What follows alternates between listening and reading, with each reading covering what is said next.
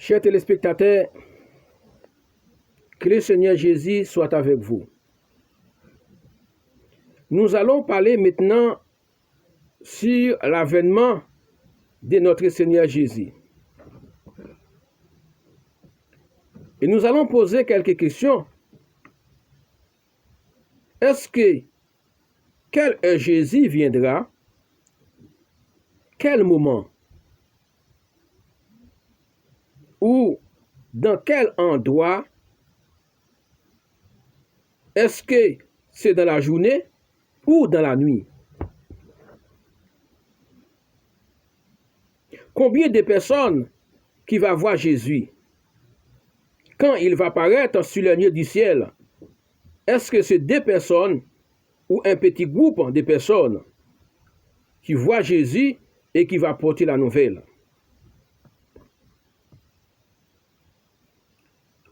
Est-ce que c'est un petit groupe de personnes qui va porter la nouvelle pour annoncer au peuple, comme nous a parlé du jour et du lait? Chers téléspectateurs, regardez avec moi dans le livre de Matthieu, chapitre 24, au verset 36 à 39. La Bible nous dit: pour ce qui est du jour et de l'heure, personne ne le sait. Pour ce qui est du jour et de l'heure, personne ne le sait. C'est la parole de Dieu. Ni les anges des cieux, ni les fils, mais les Pères seuls. Ni les anges des cieux, ni les fils, mais les Pères seuls.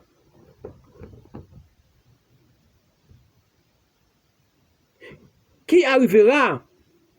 Il nous dit: ce qui arrivera du temps de Noé arrivera de même à l'avènement du Fils de l'homme. Ce qui arrivera du temps de Noé arrivera de même à l'avènement des Fils de l'homme. Car dans le jour qui précédant le déluge, les hommes mangeaient et buvaient, se mariaient et mariaient les enfants jusqu'au jour où Noé d'entrer dans l'arche. Et ils ne se doutaient de rien jusqu'à ce que le déluge vienne et emporta tous.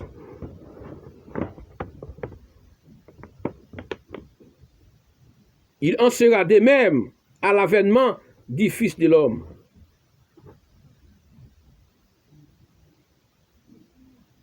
Comme un volet, mes chers amis,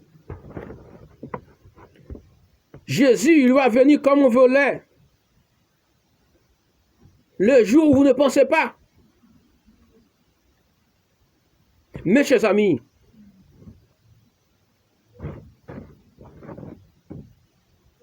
beaucoup de gens cherchent à comprendre quel est Jésus viendra, mais il n'a pas encore préparé. Est-ce que vous êtes prêts pour recevoir Jésus? Beaucoup de gens cherchent à comprendre quel est Jésus viendra, mais il n'est pas prêt pour recevoir Jésus. Ce n'est pas le moment, ce n'est pas le temps de chercher à comprendre quel est votre sauveur viendra, mes chers amis. Ce n'est pas le moment, ce n'est pas le temps de chercher à comprendre quel est Jésus viendra. Il est un seul travail à faire pour vous. Soyez fidèles, mes chers amis. Marchez en plein jour. Soyez fidèles. Notre travail, marchez honnêtement comme en plein jour. Voilà votre travail. Jésus nous a donné du travail à faire. Le maître nous a donné du travail à faire. faites votre travail.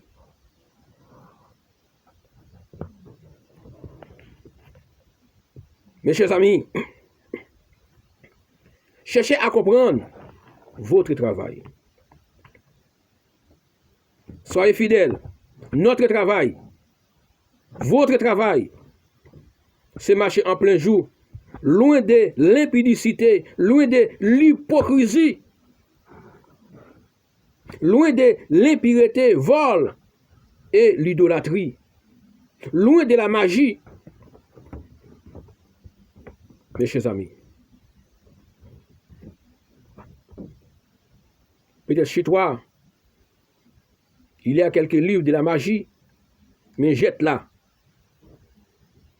Ça ne peut rien faire pour vous dans ce jour-là. Ça ne peut rien faire pour vous dans ce jour-là. Dans le livre des Ecclésiastiques, 12 au verset 15, il nous dit, écoutez la fin du discours, crains Dieu et observe ses commandements, c'est là ce que doit tout homme. Voilà votre travail. Voilà notre travail. Crains Dieu et observe ses commandements, c'est là ce que doit tout homme.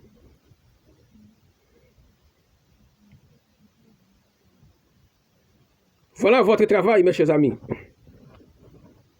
Ce n'est pas le moment de chercher le jour ou délai quand le Seigneur viendra. Car Dieu ramènera toute œuvre en jugement au sujet de tout ce qui est caché, soit bien ou soit mal. Mes chers amis,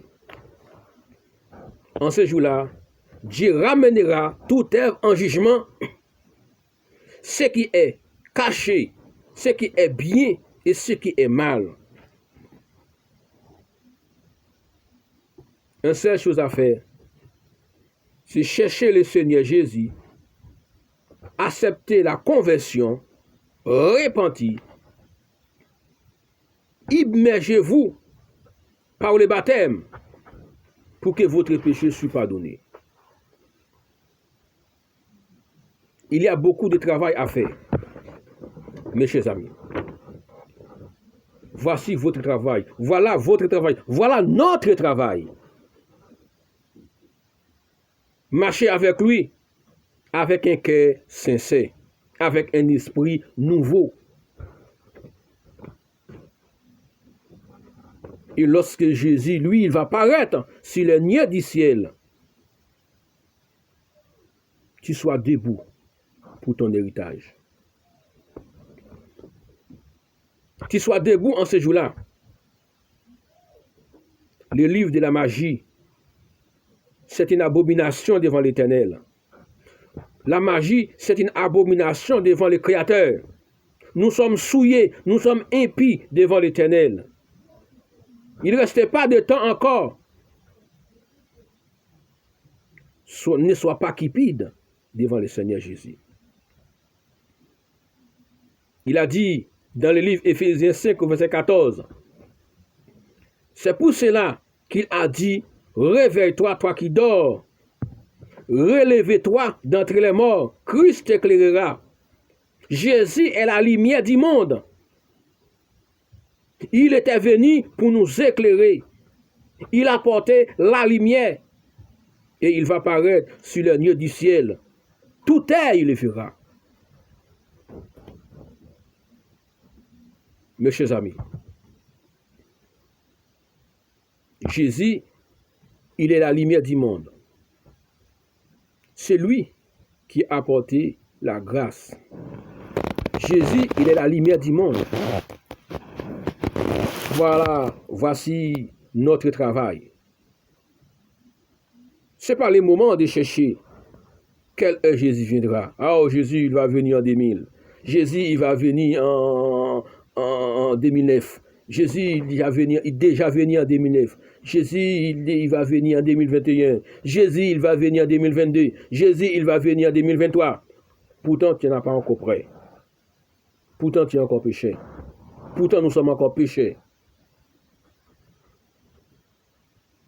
En seule chose à faire, c'est examinez-vous vous-même avec une conscience claire et paraître debout devant le Seigneur Jésus, saint, irrépréhensible et parfait devant l'Éternel. En ce moment-là, vous êtes prêts. Renoncez à vous-même, à la magie, à l'ivrognerie, à tout l'excès des tables, toutes les œuvres de la chair. Que le Seigneur Jésus est avec vous. Là, vous êtes prêts. Dans le livre de Matthieu, 24 au verset 30 à 31, l'avènement du Fils de l'homme encore. Alors le signe du Fils de l'homme paraîtra dans le ciel. Toutes les tribus de la terre se lamenteront et elles verront le Fils de l'homme venant sur les nuées du ciel avec puissance et une grande gloire. Il enverra ses anges avec la trompette retentissante et ils rassembleront les élus des quatre vents depuis une extrémité des cieux jusqu'au l'autre. Oui, Jésus, il va venir bientôt avec les puissants des cieux. Il va envoyer les anges pour rassembler les élus. Vous faites partie des élus. Vous êtes encore prêts? Parce qu'il va venir avec la puissance des cieux, avec beaucoup d'anges, beaucoup de trompettes. Jésus, il va venir avec beaucoup de trompettes, beaucoup d'anges, qui sonner des trompettes, avec les puissants des cieux. La chair et le sang ne peuvent pas faire face en ce jour-là. Il suffit que vous êtes prêts. Moi, je suis prêt. Vous, vous êtes prêts. Nous sommes prêts pour aller rencontrer notre Maître.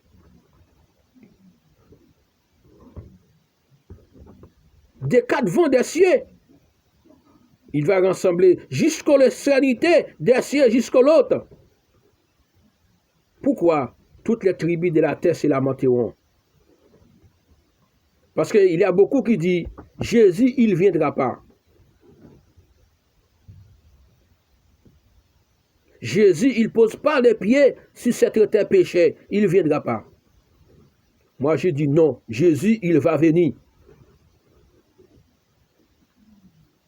Jésus, il nous a donné du temps de repentir. Mais Jésus, il va venir. Jésus, il est prêt à la porte. C'est pour cela qu'il dit, mes chers amis, repentez-vous. Repentez-vous, venez à lui, changez votre conduite, arrêtez servir idoles, arrêtez faire la magie, arrêtez servir loi, arrêtez servir mort. Cherchez le Seigneur pour être rencontré avec lui, pour faire face avec lui. Dans le livre de 1 Thessaloniciens 5, verset 1 à 2, il nous dit, pour ce qui est du temps et des moments, vous n'avez pas besoin, frères, qu'on vous en écrit, car vous savez bien vous-même que le jour du Seigneur viendra comme un voleur dans la nuit. Jésus, il va venir comme un voleur dans la nuit. Si vous avez un volet va rentrer chez toi, qu'est-ce que tu vas faire? Tu vas veiller. Si tu sais que ce soir, il y a un volet qui va venir chez moi pour cambrioler ma maison, qu'est-ce que tu fais? Tu vas rester veillé. Mais si tu ne sais pas, qu'est-ce que tu vas faire? Le volet, il va venir, il va piller toute la maison et après il va partir. Et puis là, tu entres en sommeil. Ici, il faut rester éveillé. Le mot éveillé veut dire, il faut être saint, il faut être fidèle. Le mot éveillé veut dire, il faut être enfant du jour. Voilà votre travail.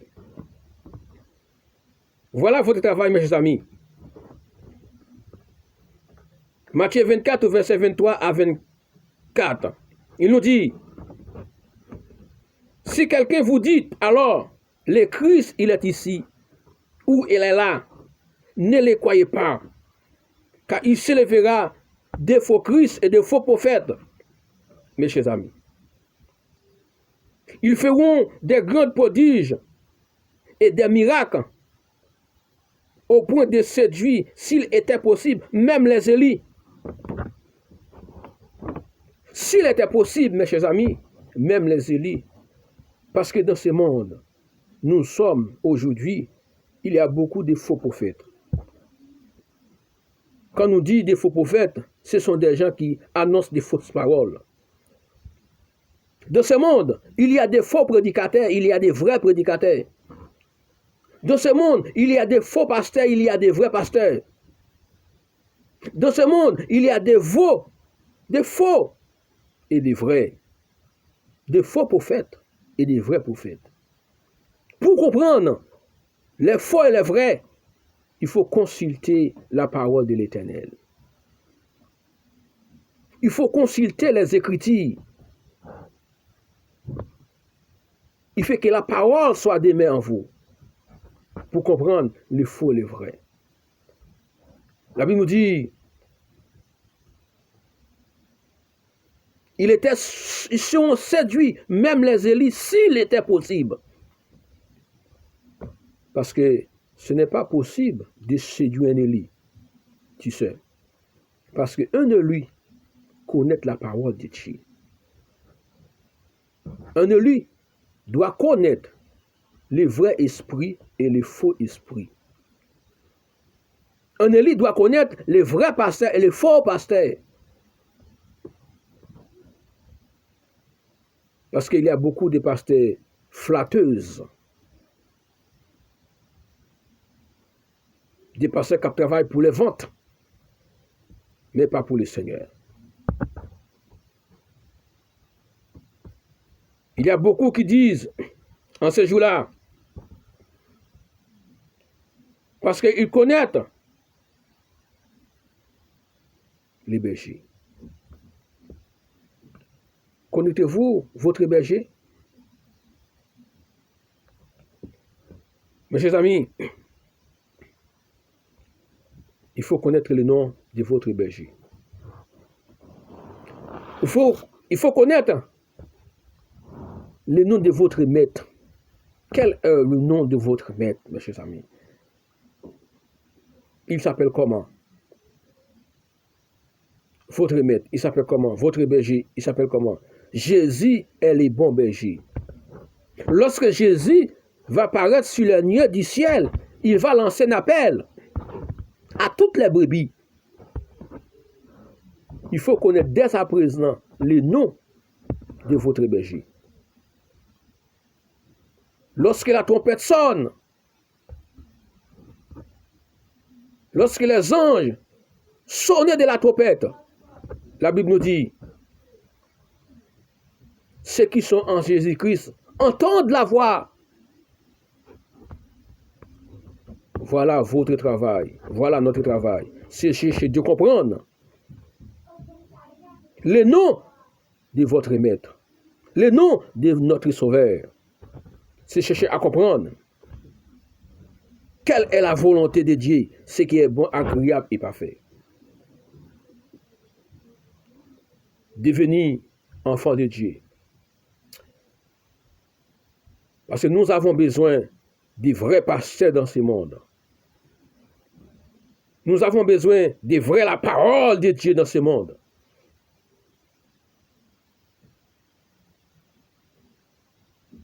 Nous avons besoin de vrais pasteurs, de vrais prédicateurs qui annoncent la parole de la vérité au peuple, qui dit la vérité au peuple, qui a marché selon la vérité.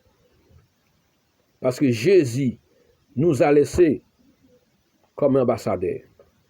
Nous sommes ambassadeurs pour Christ. Cherchez la parole de l'Éternel et dis la vérité au peuple. Ne dites pas de mensonges. Soyez francs envers vous-même. Soyez francs envers l'Éternel. Et soyez francs envers votre prochain. Et soyez francs envers votre entourage.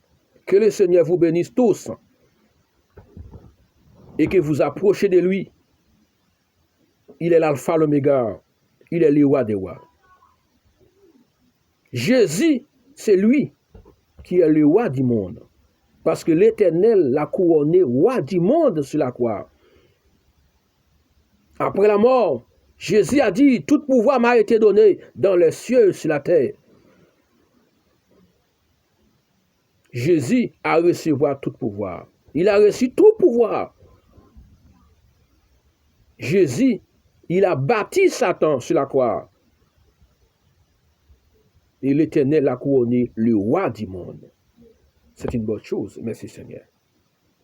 Oh, merci l'Éternel. Que ton nom soit béni. L'Éternel, que ton nom soit glorifié. Et que ton règne vienne sur la terre. Afin d'établir ton royaume. Que le royaume de Dieu va venir sur cette hauteur. Et nous serons avec lui. C'est un bon jour. Que Dieu vous bénisse tous. Dans une autre vidéo, on va parler votre prochain. L'amour du prochain. Que la parole de Dieu rentre chez vous. Que la parole de Dieu rentre chez toi abondamment. Que vous acceptez l'appel. L'appel, celui qui croira sera baptisé, sera sauvé. Mais celui qui ne croira pas sera condamné. Celui qui croira à la parole de la vérité, il va accepter le baptême en Jésus. Au nom de Jésus, il va plonger, immerger, baptiser pour la rémission des péchés. Que Dieu vous bénisse.